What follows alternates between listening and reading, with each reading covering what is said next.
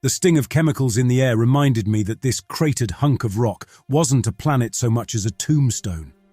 Used to be a place called Arcadia, or some other flowery name from before the war. Now, I called it what it was, the boneyard. My boots crunched on the ash-caked ground, each step punctuated by distant bursts of gunfire. The war was technically over, but out here, in the no-man's land, the fight never truly ceased. It was like an infection clinging to this world. "Jax, you old bastard, still sucking air?" The voice grated through my comms, rough and familiar as the landscape itself. I glanced over the scarred rim of the crater towards the source, a hunched figure wrapped in salvaged armor and scavenged rags. Deca, my only reliable contact in this hellhole. "Wouldn't miss the chance to disappoint you, Deca," I shot back. "Supplies run dry?" Deca spat into the ashen ground. "Got something better than rations this time. Payment in full, merc work." An armored gauntlet thumped against a rust-eaten container strapped to the hovercart he was hauling. My interest piqued, despite myself. Work meant credits, and credits might just get me off this god's-forsaken rock. Still, Deca wasn't one for charity. "Better not be dragging me into another one of your turf wars," I grumbled, hefting my battered pulse rifle with practiced ease. "Nothing so straightforward. His voice took on a hesitant quality. "This is a retrieval gig. Low risk, supposedly." I snorted. "Low risk and the boneyard in the same sentence. You're losing your touch." His answering grin was unsettlingly sharp. "You ever known me to be a cautious man, Jax? Besides, you ever heard of an oasis?" The word hit me like a jolt of moonshine. Oasis. It was a myth whispered on the outer edges of the war-blasted zones, a paradise untouched by the fighting. If it was real, that made this far riskier than any local feud Deca normally embroiled himself in.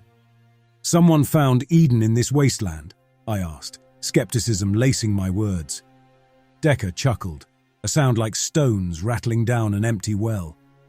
"Not quite Eden. Smaller, subtler. Enough to hide something valuable, though, and something I can't get to on my own." We both knew what valuable meant out here. Old tech, relics, maybe even pre-war data. That kind of loot could fetch a fortune with the right buyer. Or it could just as easily get me killed over. "Spit it out, Deca. What's the job?" I asked, resignation settling over me like the toxic dust. I should have known he wouldn't keep it simple. A salvage team picked up a faint signal, traced it to a remote valley. "We think some pre-war goodies could be nestled there. Get in, secure the package, get out. No muss, no fuss. All you gotta do is provide the muscle." His words painted a tempting picture in my head.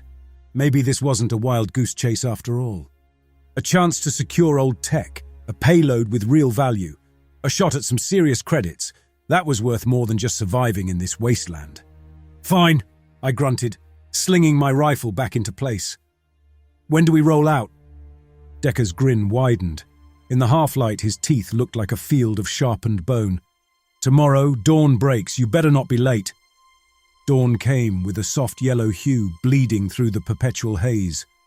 The boneyard looked, if possible, even more desolate under the anemic sky. Deca's hovercart groaned in protest as he loaded up the last of our supplies, meager rations, extra ammo packs, and a scavenged medkit that had likely seen more battles than I had. You ever wonder if it was worth it? There was an edge to Deca's usual gruffness, an exposed nerve I'd never heard before. I considered the wasteland stretching out before us. Once it might have been green fields, maybe even a forest. Now it was a wasteland of blackened skeletal trees and poisoned earth. What, the war? Hell no, I grunted, adjusting the straps of my salvaged body armor. No glory in it, none worth the price. Deca barked a bitter laugh. Thought you might say that. Makes me wonder why the hell we're still out here then.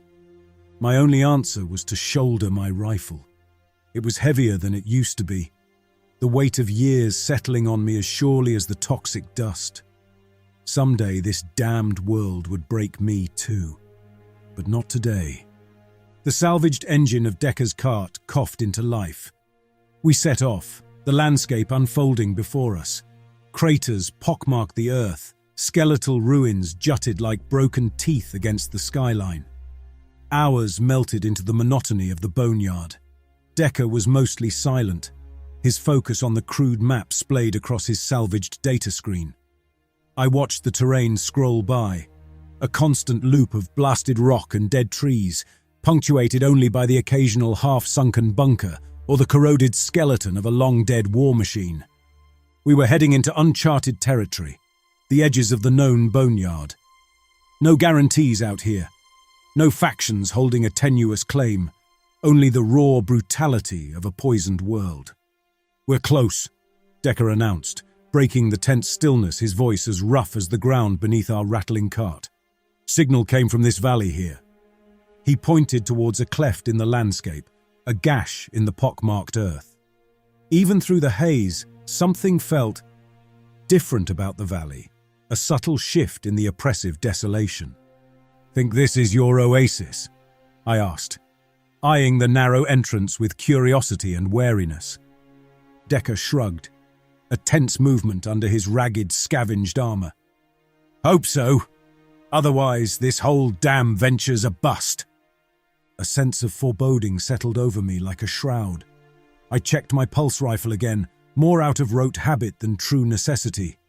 The weapon was an extension of myself, the battered metal an old, reliable friend on this godforsaken rock. "No turning back now," I said, more to myself than to Deca. The hovercart whined in protest as we navigated the descent into the valley. The change was immediate. Ash-caked ground gave way to patches of stunted scrub. The air felt less choking, less dead. Still poisoned, mind you, but bearable. Then I saw them. Not soldiers, not scavengers. They were figures hunched in threadbare robes tending a crude garden nestled amongst the valley's rocks. My finger tightened on the trigger, an instinctive reaction to the unknown. "Hold your fire," Deca hissed. His voice was taut, edged with surprise and something else. Fear? I lowered the pulse rifle slightly but didn't relax my grip. These weren't hardened fighters. Their movements were slow, deliberate. But out here, anything could harbor a threat. "Think this is where our loot's hiding, boss?" I asked, my eyes scanning the robed figures. There was an unnatural stillness in the way they moved, a sense of ritual rather than survival. Deca's gaze narrowed. "Hell if I know, but we're not leaving without whatever set off that signal. And those folks might have the answers." Staying low, we edged closer, the cart's engine mercifully muted by the muffling air of the valley. The inhabitants seemed oblivious to our presence, their attention focused solely on the sparse vegetation. As we drew closer, a rancid odor hit me, like rotting meat mingled with ozone. My stomach turned, a battle between instinct and the dull ache of near-constant hunger. One of the figures straightened, turning toward us. Beneath the rough hood, I didn't see a human face. The skin was stretched tight, a disgusting grey-green, and the eyes, twin pits of unnatural, luminous yellow. "Intruders!" the voice shouted. The other robed figures rose in unison, the movement stiff, almost mechanical. They surrounded us, the luminous eyes boring into us with chilling intensity. Deca swore, hand fumbling for a weapon at his waist. "What the hell are these things?" "Don't know, don't much care," I snarled, swinging up the pulse rifle. Survival mattered more than answers right now. "But I'm guessing they aren't welcoming us with open arms." A hiss cut the air, a sound so raw it made my teeth ache. The figures surged forward, ragged robes flailing. Not with weapons, I realized with a jolt, but with bare hands. Hands sprouting not fingers but jagged, discolored talons. "Open fire!" I didn't need to tell Deca twice. The whine of the pulse rifle sliced through the air, answered by the harsh bark of Deca's salvage sidearm.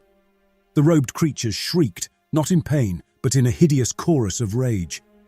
The first one reached me, hands raking towards my face, I stumbled back, blasting it point blank. Grey-green ichor splattered across my armor. They weren't human, weren't even natural. The valley, whatever sustaining force it held, had twisted them into something monstrous. More creatures closed in. Their shrieks filled the once silent valley. The stench of rot was overpowering, each breath a struggle. "Fall back!" Deca's shout barely pierced the chaos. The creatures were freakishly strong, their relentless assault pushing us towards the valley entrance. We made a desperate retreat, firing wildly as the robed things pursued. Escape was the only sane option now. Whatever treasure this twisted oasis held, it wasn't worth our lives. We bolted for the hovercart, clambering aboard with haste.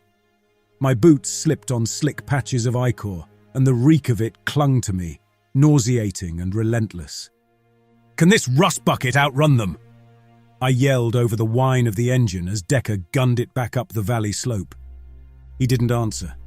His face was set in determination, every muscle tensed as he wrestled the cart over the uneven terrain. The creatures were relentless, their inhuman shrieks dogging our heels. Their forms were shockingly swift, taloned limbs propelling them in uneven, scuttling bursts of speed. A shot whizzed past my ear, followed by the acrid zing of burnt ozone. One of the creatures had clambered onto a jutting rock, launching itself at us. Deca swerved the cart at the last second, sending me sprawling against the supplies. "Damn it!" I yelled, regaining my feet and firing back wildly at the leaping figures. My pulse rifle's whine was swallowed by the monstrous chorus filling the valley.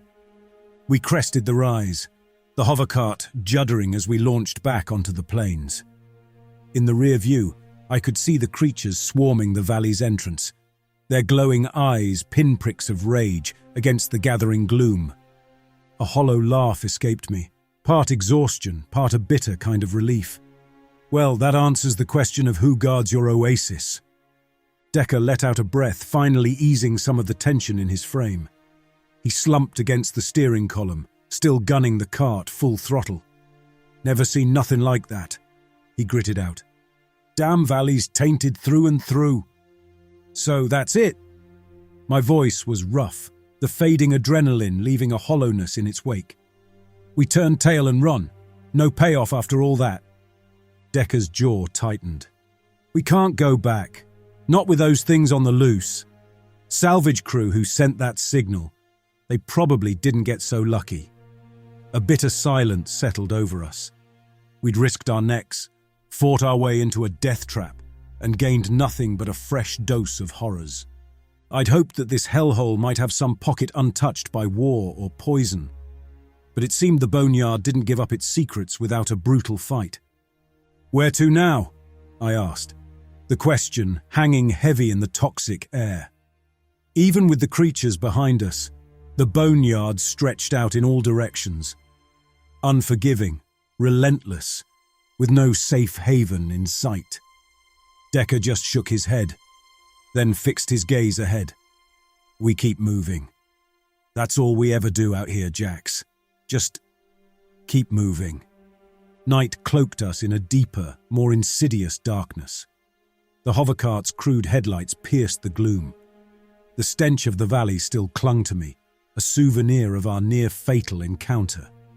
Deca finally eased the cart to a rumbling halt. "We got to hole up for a few hours," he said, his voice strained with exhaustion. "Can't risk blundering into more trouble in this blindness." He didn't need to tell me twice. I was bone-tired, every muscle aching from the day's ordeal. We set up a meager camp, a thin sheet of salvaged canvas, our only protection from the relentless, chemical-laced wind. "You ever think—" Deca's voice cracked in the night silence, startling me. I wasn't used to hearing anything but pragmatism from him. "About what?" I grunted, pulling a ration pack out and chewing on the tough, tasteless contents. "About how this all went to shit. Arcadia used to be something beautiful, so they say." His voice had an uncharacteristic wistfulness to it. "You getting soft on me?" I scoffed, even though a part of me mirrored his sentiment. I'd heard the whispers too. The rumors of a world that existed before the bombs, the poison, the endless war. Nah, Deca chuckled, the sound rough but not unkind. Just wondering if there was ever a point to keep this senseless fight going. We ain't winning anything out here, just delaying the inevitable. Inevitable. Death, sooner or later, was the only certainty in the boneyard. Tomorrow, I said, pushing away the unwelcome thought.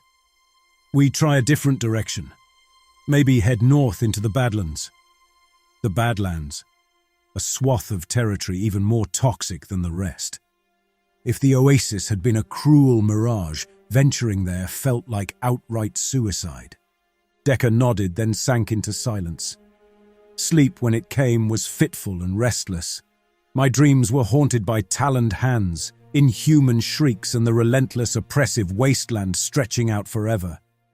When dawn painted the horizon, the first thing I saw wasn't the bleak wasteland landscape, but the set of Deca's jaw. Something had shifted in him, an edge of desperation I hadn't seen before. "Change of plans?" he said, eyes glinting in the dim half-light. "We ain't going to the Badlands. Not yet, at least." I narrowed my eyes. "Spit it out, Deca. What's gotten into you?" His grin was sharp as broken glass. "We're going back to that damn valley. Something tells me those freaks were guarding more than just their patch of poisoned paradise." I sat up, alert and disbelieving. "Are you out of your damn mind? We barely got out alive last time." "That signal," he persisted. "It was strong, coming from deep in the valley. Had to be more than just a beacon. That oasis hides something, Jax. Something worth dying for." My hands clenched into fists. Madness, that's what this was. The boneyard broke men, drove them to extremes. Maybe the valley had broken Deca and maybe I was next. Or maybe there was a prize buried, a prize worth the fatal risk. "You always were the reckless sort," I grumbled. But I was already slinging my pulse rifle and checking ammo reserves. There was no point in arguing. Deca's mind was set, and when he got that look, there was no reasoning with him. The journey back was a replay of the day before. The wasteland landscape unfurled in all its monotony, but now every crater, every blasted ruin seemed to hold lurking danger. I scanned the horizon, pulse rifle at the ready, expecting the first sight of the valley's inhabitants. By the time the valley came into sight, the sky was streaked with hues of twilight. "We do this at night," Deca said as we surveyed the terrain. "Those freaks might be less active after sundown." We spent the remaining daylight hours resting, conserving our supplies, and steeling ourselves for what was to come. There was no room for error this time. As darkness enveloped the land, we crept back towards the valley. The hovercart's engine killed. The first sign of the robed figures came not as a sight, but a smell. The rancid stench of decay and ozone. Deca and I exchanged looks, then pressed on. We clung to the shadows, hearts pounding a hard rhythm in the deathly stillness. Luck, for once, seemed to be on our side. We reached the valley entrance undetected, the robed figures nowhere in sight. "Guess we'll find out what they do at night," I muttered, a grim humour lacing my words. Deca responded with a curt nod, then motioned for me to follow. The ground sloped downwards, leading us deeper into the heart of the valley. The stunted vegetation here was denser, creating an almost jungle-like tangle. We froze in unison as a low, moaning sound pierced the air. It seemed to rise from the ground itself, vibrating through the earth. "What the hell?" I whispered as the moans intensified. Deca gestured forward, and begrudgingly, I followed. The moaning grew louder, and then the source became horrifyingly clear. Scattered through the dense vegetation, we saw more robed figures. They knelt, facing inward, forming a macabre circle around something. The moans emanated from them, a chorus of ceaseless, ritualistic grief. In the center of the circle was a gnarled, enormous tree. Its trunk was warped, glowing beneath its thick, blackened bark. Hanging from its branches, instead of leaves or fruit, were objects I couldn't immediately process. Shriveled, misshapen husks, vaguely humanoid. "They're cocoons or something," My whispered words felt like a sacrilege. This place, this tree, the ritual, it all radiated a kind of malignant power, the source of the valley's tainted life and the transformation of its inhabitants. That's where the signal was coming from, Deca hissed, pointing a trembling finger towards the tree. Bet my last credit it's buried beneath that nightmare root. And then the ritual faltered. The robed figures stilled, their moaning cutting off in a gasp. In unison, their heads snapped up, those glowing yellow eyes fixing on us. The unnatural silence was shattered by a chorus of shrieks, more piercing than any I'd heard before. The robed figures launched themselves at us, not with their previous clumsy speed, but with a terrifying agility. "Fire!" Deca's yell spurred me into action. My pulse rifle bucked in my hands, tearing holes into the robed things surging towards us. Their unnatural cries filled the air, not screams of pain, but of frenzied, bloodthirsty rage. We retreated, blasting wildly into the swarm. But they were too many, too driven by whatever evil force fueled them. One reached Deca, slashing wildly with its hands. He cried out, stumbling before managing to blast the creature point blank. "Fall back!" I yelled, covering him as we scrambled towards the valley's edge. Behind us, the chorus of shrieks rose in intensity. They were relentless, driven into a frenzy by our intrusion, by our desecration of their unnatural sanctuary. The toxic haven seemed less like an oasis now, more like a trap, laid bare. We were nearing the valley's entrance when something slammed into my side, knocking me off my feet. The pulse rifle flew from my grasp, clattering against the rocks. Pain exploded through my ribs and I gasped, the toxic air searing my lungs. I struggled to sit up. Above me loomed a robed figure, its eyes burning with intensity. It raised a taloned hand, ready to strike the killing blow. A gunshot cracked through the air, and the creature's head jerked back in a spray of ichor. Through my haze, I saw Deca, his salvaged firearm aimed true. I rolled away, scrambling for my fallen rifle as more of them emerged from the undergrowth. Deca and I stood back to back, blasting relentlessly at the surging horde. One by one, the creatures fell, but still more came. The swarm was relentless, fueled by a maddened, unnatural fervor. Just when it seemed like there was nowhere left to retreat, the creatures suddenly recoiled. A low, bizarre moan rose from their midst, shaking the earth beneath our feet. The ground behind them trembled, and then a section of the corrupted earth parted. From the depths of the poisoned soil, something immense began to rise. It was a part of the tree, a gnarled mass of roots and fleshy bark. Towering above us, its misshapen branches moved, and from within its depths, a single massive eye glared down at us, burning with the same malignant yellow light. Whatever this bizarre thing was, it was the heart of this place, the source of the valley's tainted life force. "Well, damn," Deca croaked, and despite the terror clinging to my soul, I couldn't help but agree. Outnumbered, facing a primeval horror from the depths of the earth, this was how we were going to die.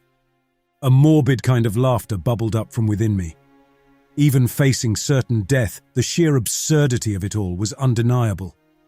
"Always knew I'd go out in some damn fool way," I said, pulse rifle gripped tightly in trembling hands. "Just never thought it'd be fighting a walking nightmare tree." Deca just shrugged. "Guess we got nothing to lose then." He hefted his sidearm, the battered metal gleaming faintly in the unnatural light of the monster's single, massive eye. The creature, whatever the hell it was, didn't attack immediately. It seemed to regard us with a chilling, almost contemplative intelligence. Then, with earth-shaking tremors, its root-like tendrils lashed out, faster than anything of that size had any right to be. We scattered, narrowly avoiding being ensnared. One tendril smashed into the ground where I'd been seconds before, splintering rock and spraying toxic soil. "Can't win a stand-up fight with that thing," I yelled over the booming rumble of the creature's movements. Deca swore, dodging another flailing appendage. "Back to the cart. Maybe we can buy enough time to get out of here." He was right. Our best bet was to retreat. But getting through that swarming horde, that seemed about as likely as the boneyard blooming back to life. The creatures, as if sensing our intentions, closed ranks between us and the valley's entrance. Their cries intensified. An ear-splitting shriek of bloodlust mingled with their ceaseless mourning. I traded fire with the swarming figures, aiming for those glowing, vulnerable eyes. The damn things were tougher than they looked, though. Several took hits and kept coming, fueled by their frenzy. Then, an idea struck me, as reckless as the situation itself. "Deca!" I shouted, blasting away another fiend. "The eye! It's got to be vulnerable!" His eyes locked with mine, a flare of understanding passing between us. It was a madman's gamble, a shot in the dark. But what other choice was there? "Cover me!" I bellowed, dodging between ravenous creatures and charging straight towards the tree. Pulse rifle fire erupted behind me, drawing the attention of the robed figures, buying me precious seconds. The enormous, unblinking eye fixed on me as I closed in, the ground rumbling beneath my feet with each of its tremors. I ran until my lungs burned, until spots danced before my vision. With a final prayer to whatever gods might be listening on this toxic wasteland, I took aim at the glowing eye. The sound of the rifle was deafening. I held my breath, emptying the power pack in one continuous blast. The eye vibrated violently, the light surging, then dying. And then the impossible happened. The ground-shaking tremors ceased. The robed figures faltered mid-lunge, their cries cut short, their movements turning sluggish, confused. I slumped back, chest heaving. Had it worked? Had we actually struck a blow against this nightmare? My relief was cut short by a deafening crack. The tree shuddered, then began to tilt, its colossal form finally succumbing to the damage. I scrambled back, barely avoiding being crushed as it crashed to the earth with a final shuddering groan. We stood amidst the wreckage, surrounded by the stunned silence of the valley. The robed creatures were gone, vanished back into the earth, or simply ceased to be. Even the toxic stench seemed less potent, fading with the death of the source. "Well, I'll be damned," Deca breathed, lowering his pistol. "Never thought I'd see the day." Neither of us did. Out here, out in the boneyard, decay triumphed over life. Things died, they rotted, and only the relentless poison of this world endured. We surveyed the valley. Dead trees stood stark against the yellow sky, but at their base, tiny shoots of green forced their way through the soil. The scrub at the valley's edge seemed less sickly, less stunted. A trickle of water seeped from the ground near the fallen tree, forming a thin, clear stream. "You done it, Jax," Deca said, a strange sense of awe tinging his gruff voice. "You blasted a miracle out of the hide of that monstrosity." It didn't feel like my doing. I felt like a tool, wielded by desperate circumstance, not a hero. Still, some stubborn part of me responded to the sight of those green shoots. "A miracle?" I scoffed. "More like we just bought some time. This ain't Eden yet." It was true. The air still choked, the ground still poisoned. This was a fragile rebirth, a single sprout pushing through the wasteland. But fragile as it was something. "Times more than we had yesterday," Deca countered, a hint of his usual pragmatism returning. He walked towards the fallen tree, examining its scarred, ruined form with narrowed eyes. I joined him, rifle slung loose in my hands. Even in death, the thing exuded a sense of wrongness. And beneath the rotting bark, embedded deep in the heartwood, something glinted. "What in blazes?" Deca reached out and pried the object loose. It was metallic, a tarnished disc covered in strange, archaic markings. Whatever it was, it predated the war, the poison, all the ruination that had made the boneyard. "The signal!" I breathed. "That's what set this whole mess in motion." Deca turned the disc over in his hands, fingers tracing the unknown symbols. Maybe. Or maybe something else entirely. A calculating glint entered his eyes. Maybe this thing is a hell of a lot more valuable than we first thought. Could fetch a damn fortune from the right buyer. Even with the threat gone, the same old rules of the boneyard still applied. Survival, greed, the relentless pursuit of any advantage. But maybe this place held the potential for something more. I glanced again at the stubborn green shoots pushing up through the earth. "We stay for a while," I said. "See if this miracle of yours has got legs." Deca shot me a surprised look. Then a slow grin spread across his haggard face. "Damn fool idea! Count me in!" The valley didn't transform overnight. Years crawled by, each one a relentless grind against the lingering poison, a fight to coax life from the ravaged earth. I never got used to the taste of it in my mouth, the rasp of it in my lungs, or the way it clung to my skin. But I got used to surviving it.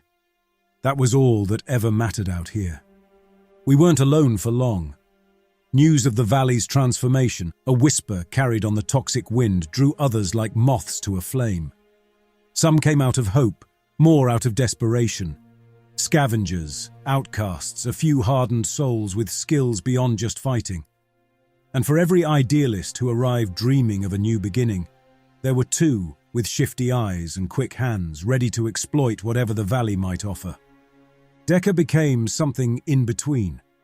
He saw the potential, not for some idyllic paradise, but for leverage.